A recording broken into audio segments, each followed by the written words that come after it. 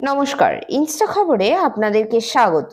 18 দিনের রোমাঞ্চকর মহাকাশ যাত্রা শেষে অবশেষে পৃথিবীতে ফিরে আসছেন ভারতের গর্ব শুভ্রাংশু শুক্লা।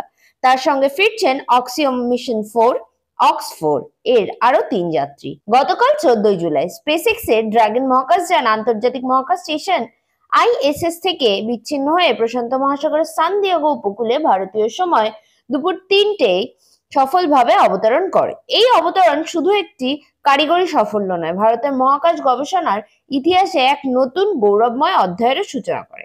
মহাকাশযানটি সমুদ্র স্প্ল্যাশডাউন করার আগে একের পর এক ধাপ নিখুঁতভাবে অতিক্রম করে। দুপুর 2:07 ডিওরবিট বার্ন, 2:26 ট্র্যাঙ্ক জেস্টিসন, 2:30 নোসেকোন বন্ধ হওয়া এবং অবশেষে 2:57 ড্র্যাগ প্যারাশুট ও 2:58 প্রধান প্যারাশুটের মাধ্যমে সফলভাবে অবতরণ সম্পন্ন হয়। ঠিক 3টে মহাকাশযানটি প্রশান্ত মহাসাগরের বুকে আলতোভাবে নেমে আসে, যা সান দিয়েগো উপকূলে এক সংক্ষিপ্ত সনিক বুমের সৃষ্টি করে। স্থানীয়দের মধ্যে রোমাঞ্চের সঞ্চয় হয়। এই ঐতিহাসিক মিশন ও অসামান্য অর্জন। গত 25 জুন 2025 অক্স 4 মিশন শুরু হয়েছিল। পরের দিন 26 জুন মহাকাশযানটি ISS এর সঙ্গে যুক্ত হয়। এই মিশনে শুভ্রাংশু শুক্লা পাইলট, ইসরো মহাকাশচারী।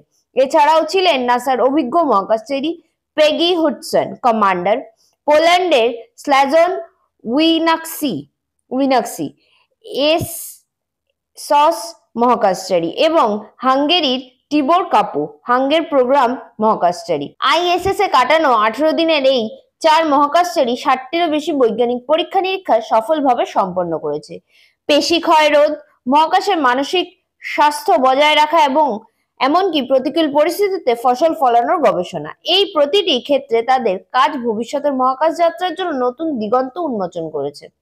ভারতের শুভ্রাংশু শুক্লা এই অসামান্য অবদান দেশকে আন্তর্জাতিক মহাকাশ গবেষণার ক্ষেত্রে এক নতুন উচ্চতায় পৌঁছে দিয়েছে।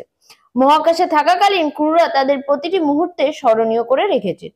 শূন্য মাধ্যাকর্ষণে ভাসতে ভাসতে হাসি মুখে তোলা তাদের ছবিগুলি, যা প্রতি 5 সেকেন্ডে একটি করে স্বয়ংক্রিয়ভাবে ধারণ করা হয়েছিল, তাদের আনন্দ ঘন ও সফল মিশনের সাক্ষী হয়ে থাকবে। ঘরে ফেরা, তবে বিশ্রাম এখন দূরস্থ। পৃথিবীতে ফিরে এলেও শুভ্রাংশু শুক্লার জন্য এখন এই স্বাভাবিক জীবনে ফেরা হচ্ছে না। মহাকাশে দীর্ঘ সময় কাটানোর পর মানবদেহে পৃথিবীর মাধ্যাকর্ষণের সঙ্গে মানিয়ে নিতে একটি সুনির্দিষ্ট প্রক্রিয়ার মধ্য দিয়ে যেতে হয়। তাই চিকিৎসা তত্ত্বাবধানে তাকে 7 দিনের জন্য একটি পুনর্বাসন কেন্দ্রে থাকতে হবে। এই সময় তিনি সম্পূর্ণ বিশ্রাম, নিয়মিত শারীরিক পরীক্ষা এবং ধীরে ধীরে শরীরের পেশি, হাড় ও ভারসাম্য স্বাভাবিক অবস্থায় ফিরিয়ে আনার প্রক্রিয়ার মধ্যে দিয়ে যাবেন। পুনর্বাসন প্রক্রিয়া সফলভাবে সম্পন্ন হলে আগামী 22 জুলাইয়ের পর শুভ্রাংশু শুক্লা ধীরে ধীরে স্বাভাবিক জীবনে ফিরতে পারবেন।